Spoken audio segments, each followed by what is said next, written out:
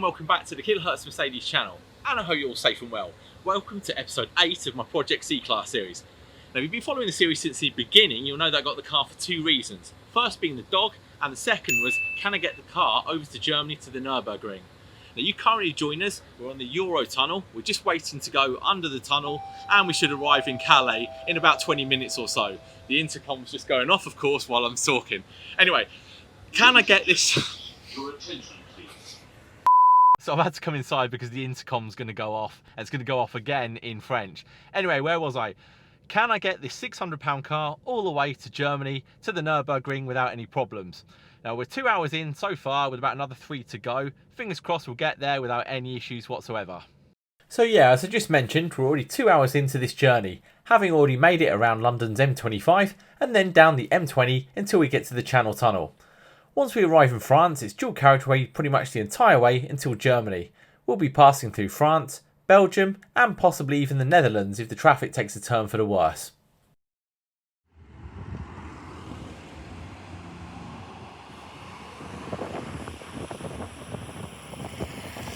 And just like that, we're here at the Nurburgring. Now, it took about 4 hours or so and about 400 miles, but we finally made it. Now, the car, £600, and it got here flawlessly. Well, apart from one issue, it had a little bit of a noise in the back, scared us a bit, because the rear wiper was hanging off, but we fixed that. Otherwise, no issues at all. So I guess it's time, as we're here, to go for a lap. The entrance to the track is just a couple of miles down the road from the large Nurburgring sign. Now, anyone with a road legal vehicle can drive on the Tourist and Fastened Sessions, or TF for short. Generally, these are daily between 5 and 7:30 PM, with each lap going to cost you €30 a go, which you'll need to top up with this card with credit beforehand, and then you simply swipe the card at the barriers and off you go. We managed to complete 2 full laps of the track with the C-Class. For this video, I'll just include a collection of highlights from the first lap. Now, if you want to watch the video of the entire lap, check out the separate upload of the video, which I'll link on screen now. This is Sabine Schmidt curve.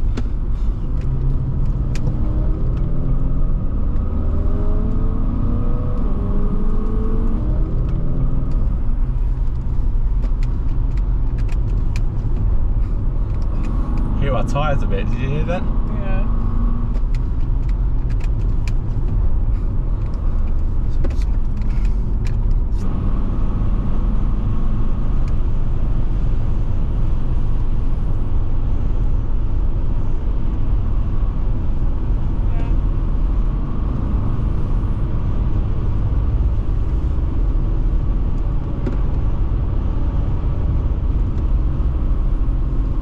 Foxhole.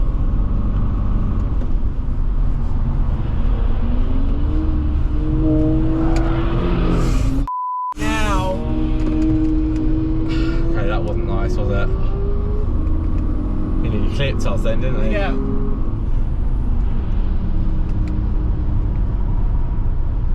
Amazing the speeds they go, right? Yeah. I think it's when you watch this back on video, it'll be the slowest lap you've ever seen. It's probably your slowest, isn't it? It's not.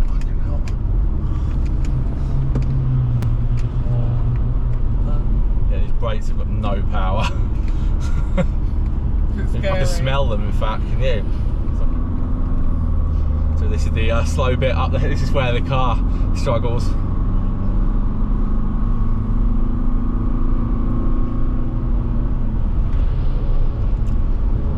Called Mud Curve, which is Courage Corner, and I have no courage. Some people can do it flat out, I'm not.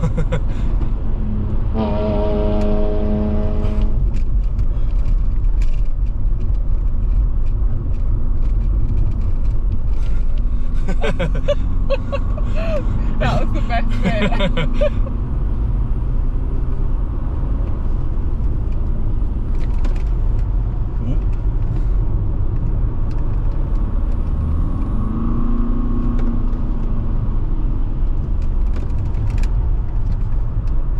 The tyres. Yeah.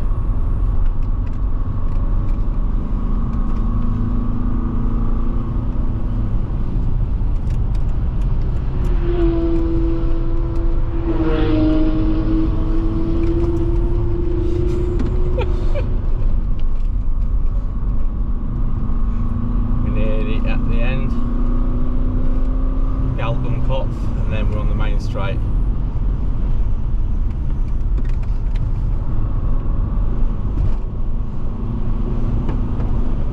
Wicked. Wow. Your heart rate. So, first lap done in the estate, how did it go? I'll be honest with you, I kind of scared myself. I completely underestimated how bad the brakes are in this. I went into it just thinking that the car's going to be slow, which of course it was, going up in the uphill sections like Epsiode. But yeah, the brakes were just terrible. There's a couple of times, I think twice, I nearly like brown pants moments. Otherwise though, we could hear the tyres squealing.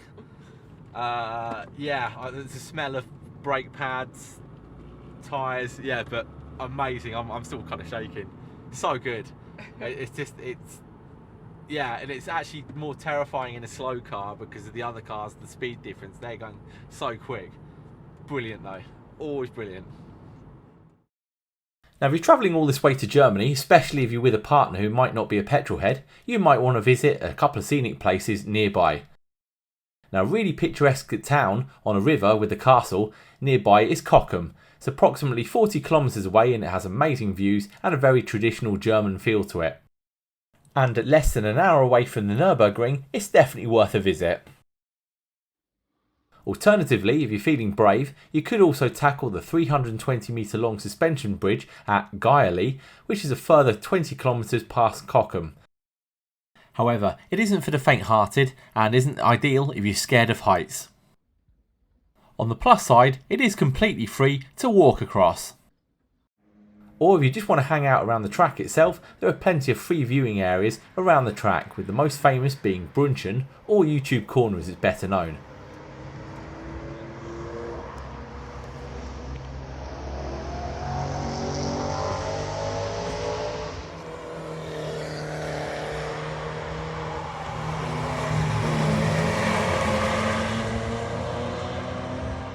Also from there it's a 30-minute hike down to the world famous carousel.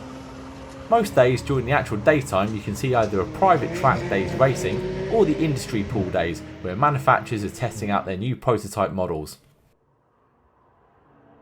And of course you can always watch the TF or Tourist and Fasten sessions most evenings and weekends from various different vantage points around the track.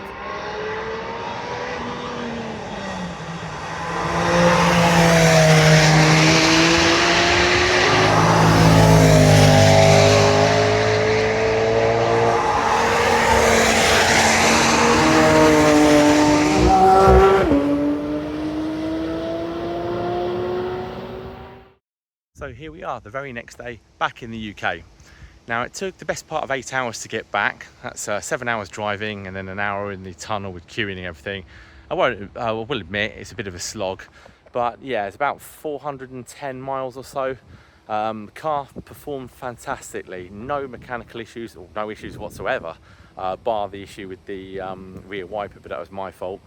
Car got there to Germany, went around Germany, different places, and of course come back and then a couple of laps around the Nordschleife with no issues whatsoever. Now it did become apparent very early on that the car's incredibly under braked. The brakes on it were, I mean, brown pants moment a few times, but let's not forget it's a family wagon. It's not designed for going around a racetrack, especially the Nurburgring. They did make the special edition Sport Editions one with larger brake kits and so on. Unfortunately I haven't got it on this model, could have done with it, but otherwise brilliant. Can't fault it whatsoever. I set out on this project back in December last year with the sole intention of making a car which was able to haul my dog around and be like a family work wagon, and I set myself the challenge of going to the Nurburgring in Germany. It's done both of those, and then if we look at the car itself, a couple of battle wounds which the car had before I got it, but apart from being absolutely filthy, look at it, absolutely perfect. It really does highlight this kind of obsession in the UK with just having brand new cars all the time, swapping out cars for the sake of it. I mean, I got this car for £600, I spent a couple of grand on it, best part, 3,000 to get it ship shaped, and look at it, I can probably have this for a good couple of years with no issues at all. Really, really great project. So speaking of which, this is episode 8. Unless I do any major changes or there's any faults or anything, I probably won't be making an episode 9 for any time soon. But if you enjoyed it, please give it a thumbs up. If you haven't done already, consider clicking on that subscribe button and bell icon so you're notified as soon as I upload new videos and content. As always, thanks a lot for watching. Until next time, cheers.